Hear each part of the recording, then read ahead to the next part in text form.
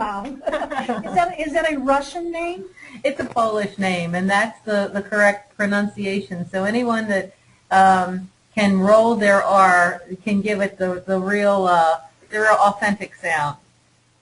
Well, I'll have to go the American route. So, but welcome to the call. It's according to my clock, it's about noon. And for those of you who are on the call, we want to say welcome. This call is being recorded, so it's possible that you'll be listening to this at another time. I first met Andrea, what was it, a couple years ago, and really didn't even really pay attention to who she was and what she did until just about 6 months ago. And then I said, oh my goodness, this is the kind of thing that I have been looking for a while. And so, Andrea, why don't you give them a little background? We have a very similar background, but why don't you give a little background on who is PDA marketing? What does that stand for? What's your background? Sure, I'd be happy to. PDA is Plan, Decide, and Act Marketing, and my sister Teresa and I have been doing strategic marketing, graphic design, public relations for some years now. Actually, I won't even tell you how many years because I'm a very, very young a marketer. But anyway, we've been doing it for a while, and really how we hooked up was through Bill Glazer and Dan Kennedy. When Bill owned Gage Menswear, we came on to help Bill and to work with him and to create some of those outrageous marketing pieces that he used in Gage and then brought over to some of his strategic marketing for GKIC. So, it kind of all started there in the basement of Gage Menswear with Bill, and then since then we designed many pieces for him and continue to do so for Dan and Bill as well, and many of their clients. Yeah, actually, just before the call started, we were chatting about how you've got clients as far away as Australia. Yes. So this kind of marketing certainly works in no matter what country you're in. For those of you on the call, here's the one thing I said to Andrea before we started. I'm not ADD, but I love things to move quickly. So we have promised that we will keep this webinar to no more than 25 minutes. So 25 after the hour, we're going to be through everything that she's going to share. But then what we're going to do is we are going to stay on the phones. We're going to open them back up, and if you have any questions of Andrea or myself, we can answer those at that time. But 25 minutes is the maximum of what we're going to agree to do. Now, what Andrea is going to show, and why I was so excited about it, is Andrea is a real doodler. And there are psychology and psychological things that need to be in place, no matter whether it's an offline direct mail piece or an online web piece.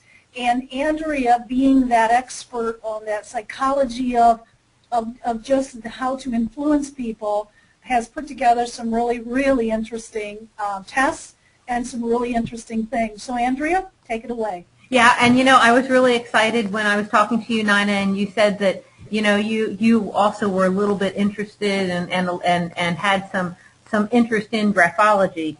And the one thing that graphology is it's a way that your brain is and your thought process is actually laid out down on paper. It's called handwriting analysis is actually referred to as brainwriting because it's the expression of the whole personality, and it has meanings and interpretations, and it was actually, and this is how real it is, the Library of Congress classified it as a credible social science in 1981, and I guess I believe in it because I certainly see personality traits in people that have certain styles of handwriting. So, that's why I think there's something to this whole thing.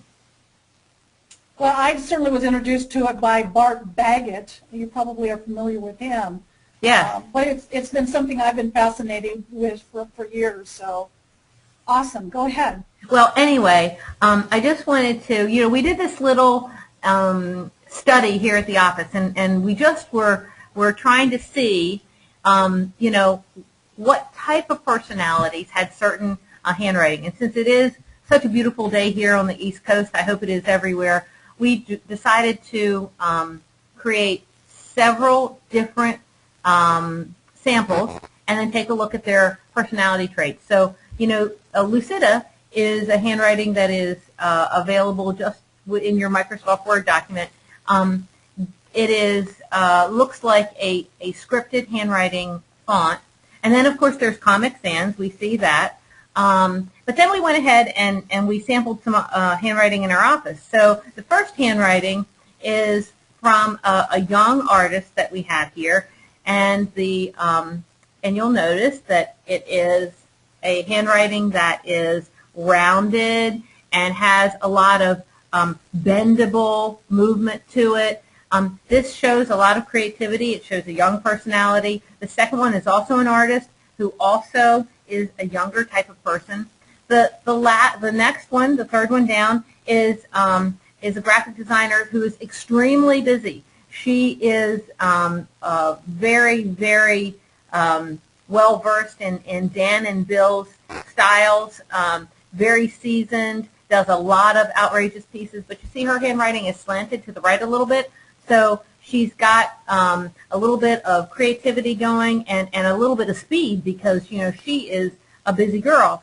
And then the last person is a very it's very upright type of handwriting. You won't see any shift to the left or to the right. This is the go-to person here at the office, the person who keeps it all together, very left brain, very organized, nothing slips past her. This person is a person who is mind rules heart type of person. And then you have the last person who really wants to get the feeling across that it is a beautiful day.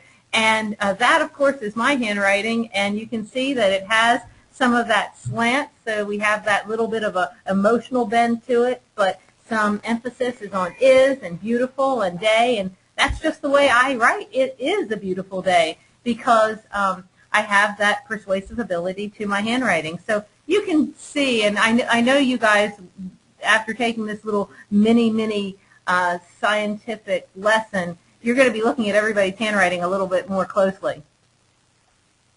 Well, I even see the little doodle at the end of your handwriting there, Andrea. I could not do it.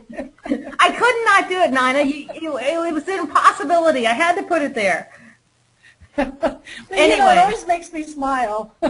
You know, we wanted to show you that when you have handwriting, you can take your basic, boring Microsoft Word document and that you can actually see what adding a handwriting font does. Now, you have the Lucida, which most people have on their computer. It's very pretty. It's very predictable.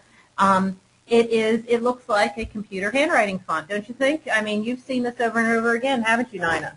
Absolutely. Looks too perfect. It is really perfect. And then you go over to Comic Sans, which is a little bit looser. But once again, you know, this handwriting, if you get this in your mail, guys, you're going to look at it right away and you're going to know that, you know, that's Comic Sans, or you're going to know that's generated from a computer. There's no doubt. Right, Nina? Right, absolutely. All right, and by the way, you know, the content on this is a very personal subject. I mean, this is a letter that somebody's getting, identifying them that they have a tax lien on them from the IRS. So, I mean, you know, this is like the most personal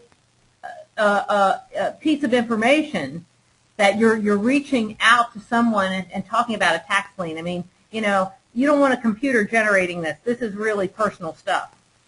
Well, even so, Andrea, isn't it true that even so in anything we do, we ought to add a little more personal, a little more human, a little more personality type touch? Boy, it's so true. I mean, you know, we're in front of computers all day. We seldom, and many of you may not actually see a person all day long. You might only see just a couple of people. I mean, you know,